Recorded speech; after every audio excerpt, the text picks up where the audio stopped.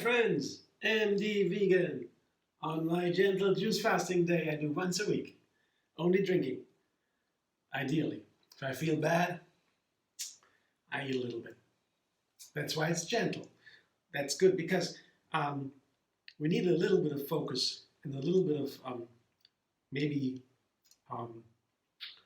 determination, also effort to do a fasting day and to cleanse the body from inside, in addition to what the body does by itself.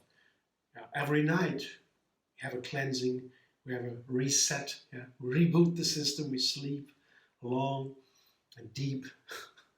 That's important. And the brain goes in the dream states and works on all the things we have on our mind and we cannot really resolve, and so the mind does it on its own all the time.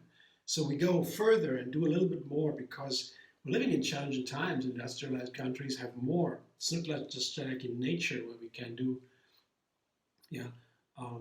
go with the natural processes. We have to do more a little bit, I think.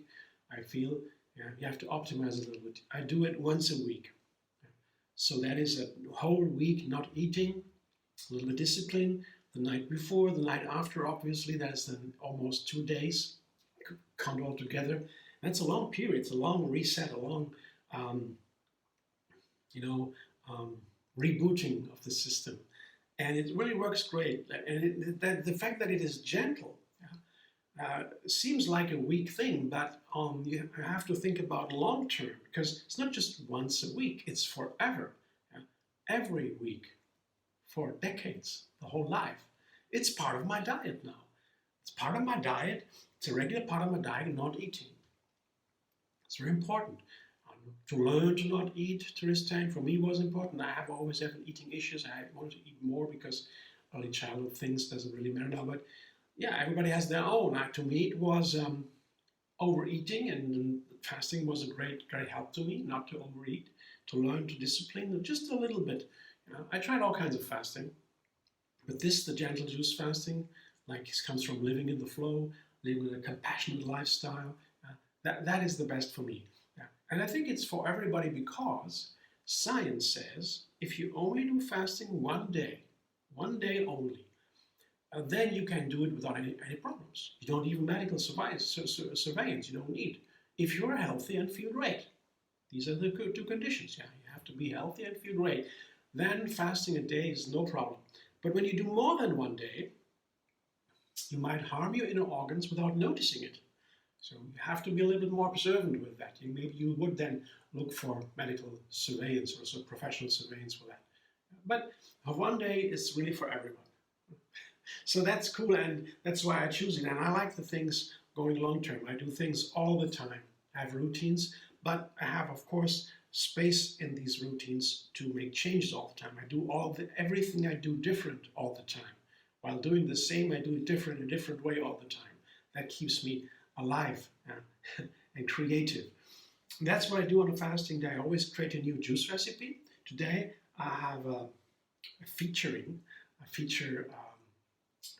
Kelli Roberts. That's a great colleague of mine. I work with her together in California in an ashram from Yogini Kaliji, the private ashrama. But everybody came there. I met so many different people from all over the world. It's fantastic, and I was allowed to work there as a chef in the kitchen. And Kelli is there, the yoga chef. She works there all the time, and she's amazing. She has her own website and blog. It's called Kelli's Vegan Kitchen. You got to go there. It's really amazing. There's wonderful recipes for everybody. Also, she's a great chef, and I love her dishes. And got to work with her, so wonderful personality. And she has created this recipe. It's called a spiced cranberry apple juice. That's cool. I mean, I like cranberries, and I was lucky. I found the fresh cranberries in the supermarket here in Germany, in Berlin. Usually I don't find them. I was surprised. I immediately picked them. I thought, when I saw that recipe of hers, I thought, wow, I can't make it because I only have dry cranberries here usually places where I go. But then I found these fresh ones. I said, wow, now I can try this recipe. I want to try it on my own. It's very simple. It's apple juice. I have here 3 or 4 apples. That's what the recipe says from her. 3 to 4 apples. I sliced them into so that they fit into a juicer. 1 cup cranberries. I have a good cup here. These are cranberries. They're a little bit sour. Are wonderful. I like them.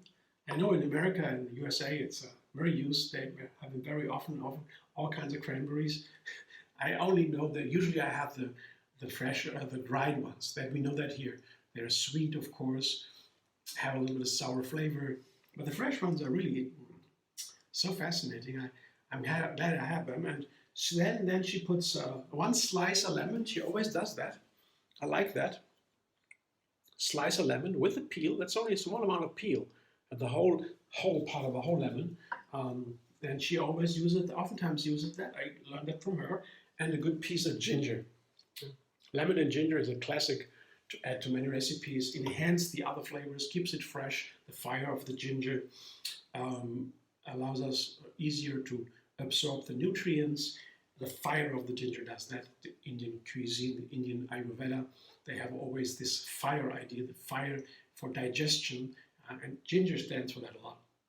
And then in the end, she says whisk in or so a dash of cinnamon or 2. A little bit of cinnamon that will go in afterwards. So now I will juice the apples, the cranberries, the ginger, and the lemon, and then I whisk in the ginger. I'll show you when I come back. Not the cinnamon. Come back in a sec.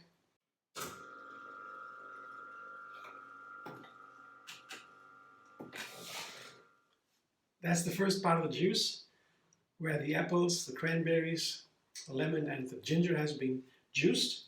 Here I have, well, that's a little more than half a liter, maybe 2/3 or so, I'm not sure. Looks nice. Now I will whisk in the cinnamon. Here, that's, I show you again, it's 1 or 2 dashes. She says, just a little bit of cinnamon, that's all. Put it in, stir a little bit because it is a bark. Cinnamon is a bark, that means it's very hard and firm. Small pieces are always very hard still. You can't really make it creamy. Like cashews or so, you can break them down in the blender, very creamy. Cinnamon is different, it's a bark. Always hard and firm. So just whisk here. Stir a little bit. I have a whisker here. Could use a whisker, doesn't matter. Just stir it a little bit. Also blend it, she says.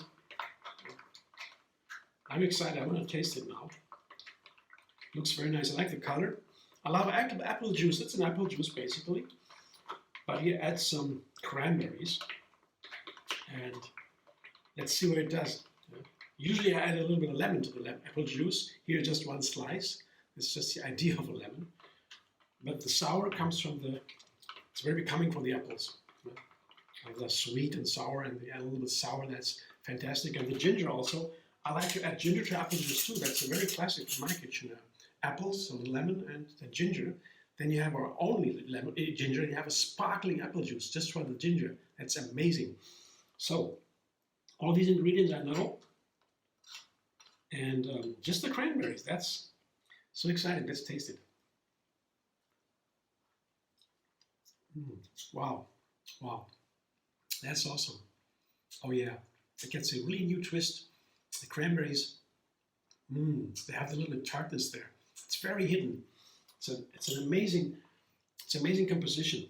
I congratulate my sister chef. Here, look at that. That's the spiced cranberry apple juice by Kelli Roberts. Yeah. Thanks again, Kelli. If you watch, that's amazing juice. I enjoy it greatly, and I'm happy to share with you all my audience here. If you like my video, subscribe, Andy Vegan on YouTube. Have another recipe every single day, and find me on Facebook, Instagram, Pinterest, and X. And of course, check out Kelli's Vegan Kitchen. It's always a win. See you soon.